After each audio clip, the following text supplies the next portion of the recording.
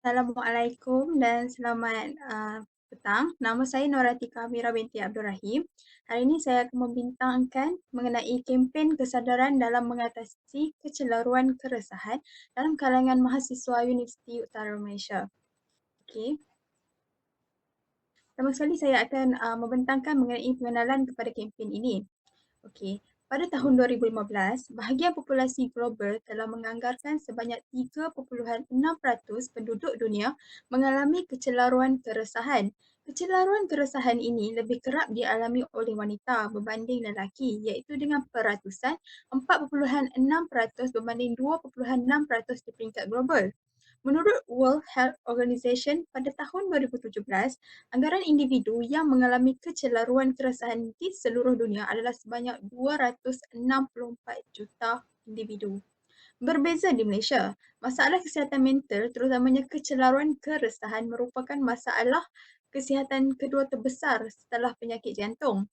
Satu kajian komuniti di Malaysia menunjukkan sekitar 8% rakyat dewasa negara ini mengalami gejala kebimbangan yang melampau. Oleh sebab penyakit ini tidak dapat dilihat secara fizikal, maka banyak kes-kes yang terdapat di Malaysia ini tidak dapat dirawat. Antara golongan yang sering mengalami kecelaruan keresahan ini adalah golongan remaja. Kajian lampau kesihatan morbiditi kebangsaan yang dilaksanakan oleh Kementerian Kesihatan pada tahun 2001 menunjukkan bahawa terdapat ramai golongan remaja yang menghidapi kesihatan mental. Oleh itu, para pelajar yang berada di pusat pengajian tinggi juga boleh dikategorikan sebagai remaja kerana mereka mempunyai kriteria khas seperti dewasa, cukup umur dan sebagainya. Okey, apa itu kecelaruan keresahan? Kecelaruan keresahan adalah penyakit yang sangat biasa berlaku di mana pesakit mengalami kerisauan dan kebimbangan yang berlebihan mengenai peristiwa atau masalah harian. Orang yang mengalami gangguan ini, kegelisahan ini akan merasa sangat risau dengan pelbagai perkara walaupun dia sebenarnya berada dalam keadaan yang normal. Dalam kes yang teruk, gangguan kecemasan juga boleh mengganggu aktiviti harian pengidap. Keadaan ini dikategorikan sebagai kecelaruan keresahan yang pastinya berbeza dengan kegelisahan biasa. Maka, objektif utama kempen ini adalah untuk memberi kesedaran tentang keutamaan penjagaan kesihatan mental dalam kalangan mahasiswa Universiti Utara Malaysia, dan yang kedua ialah untuk membantu mahasiswa Universiti Utara Malaysia menangani gejala kecelaruan keresahan ini dengan betul. Seterusnya, permasalahan kajian sewaktu sebelum menjalankan kempen ini adalah adakah mahasiswa Universiti Utara mengetahui tentang keutamaan penjagaan kesihatan mental, dan adakah mahasiswa Universiti Utara Malaysia menangani gejala kecelaruan keresahan dengan betul? Kemudian, segala persoalan ini akan kami jawab dan ataupun kita akan menggalakkan remaja dengan mengadakan sebuah kempen, iaitu saya akan mengadakan kempen kesedaran di mana kempen kesedaran ini perlu dilakukan agar masalah ini tidak berlanjutan dan menjadi pembunuh utama dalam kalangan mahasiswa Universiti Utara Malaysia. Kempen ini dilakukan dengan teliti dengan penyediaan bahan-bahan kempen seperti logo, slogan, poster dan video pesanan khidmat masyarakat. Yang pertama adalah logo. Seperti yang boleh dilihat di sini, logo ini dihasilkan dengan menggunakan dua simbol tangan bagi memberi penekanan bahawa setiap masalah yang dihadapi pasti akan ada bantuan yang akan diperlukan. Maksudnya di sini ialah kempen ini akan menggalakkan individu yang mengalami gejala kecelaruan keresahan untuk menyedari bahawa mereka tidak berada dalam keseorangan. Mereka perlu mendapatkan bantuan kerana di sekeliling mereka terdapat banyak bantuan yang akan diperlukan dan mereka sangat dialu-alukan. Yang kedua ialah slogan. Slogan ini berbunyi seperti "It's okay to ask help". Slogan ini diletakkan dalam bahasa Inggeris supaya semua lapisan masyarakat, semua lapisan golongan yang boleh membaca dan mengetahui. Slogan ini adalah bertujuan untuk menegaskan bahawa tidak ada salahnya sekiranya kita ingin mendapatkan bantuan. Tidak perlu malu dan tidak ada salahnya kalau kita ingin mendapatkan bantuan. Seterusnya ialah QR code. Penggunaan QR code ini diletakkan di poster dengan tujuan apabila kod ini diimbas, maka pengguna boleh terus ke laman web Facebook bagi mendapatkan maklumat mengenai anxiety disorder. Kod ini akan diletakkan di laman Facebook, di poster Untuk supaya bila pengguna ataupun individu yang mengalami gejala kecelaruan keresahan ini mengimbas kod ini, mereka akan berjumpa ataupun mereka akan ke laman web yang betul dan mendapatkan maklumat dari saluran yang betul. Seterusnya adalah Facebook page. Facebook page digunakan kerana kita sedia maklum penggunaan social media kini adalah sangat meluas dan ini sangat membantu dalam melancarkan kempen ini. Kita sedia maklum penggunaan social media, penggunaan aplikasi digital pada era kini sangat-sangat meluas dan berpengaruh. Jadi tidak kira golongan atau lapisan umur berapa pun, kebanyakan mengetahui tentang keberadaan dan kewujudan media sosial dan tahu penggunakannya. Jadi penggunaan media sosial terutamanya Facebook sangatlah membantu kempen ini kerana Facebook, penggunaan aplikasi Facebook tidak menghadkan penggunaannya. Maksudnya pengguna yang boleh mengakses Facebook tidak perlu sebarang macam tidak mempunyai terlalu banyak sekatan lah untuk mengakses Facebook. Maka penggunaan Facebook, platform Facebook untuk menjalankan kempen dan meluaskan kempen ini adalah sangat-sangat kesan. Seterusnya adalah poster.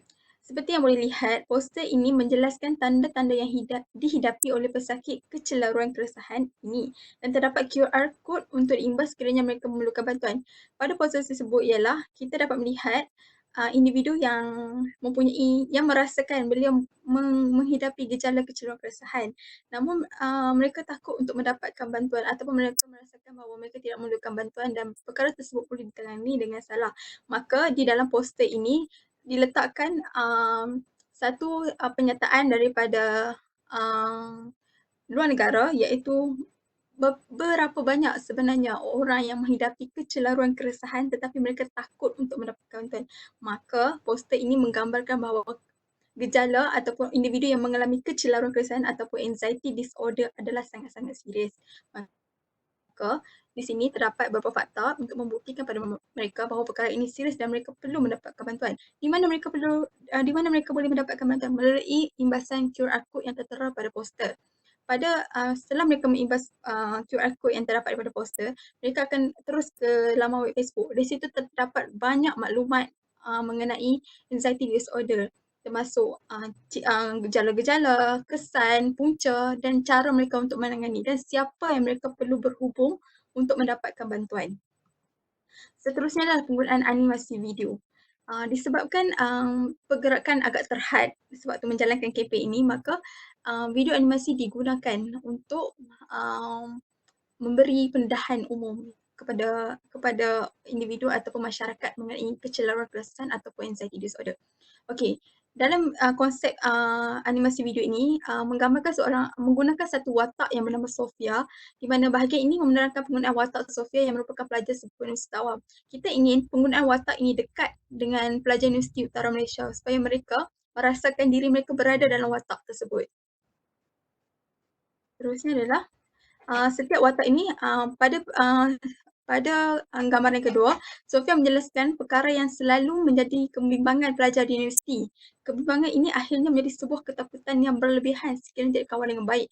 Antara kebimbangan yang selalu dihadapi oleh universiti ialah tugasan, tiada pengangkutan untuk ke kelas, kekurangan wang perbelanjaan, pembentangan dan ini kebanyakan menjadi satu ketakutan kepada pelajar Universiti Utara Malaysia. Yang seterusnya adalah bahagian berikutnya adalah menerangkan bagaimana rasa takut yang berlebihan tersebut memberi kesan kepada fizikal Sofia. Apa kesan tersebut? Ini adalah gejala-gejala yang ditunjukkan oleh tubuh Sofia, iaitu sesak nafas, insomnia dan juga berpeluh. Tujuannya adalah untuk memberi kesedaran kepada khalayak ramai bahawa gangguan kecelaruan kesihatan ataupun anxiety disorder ini adalah sangat serius.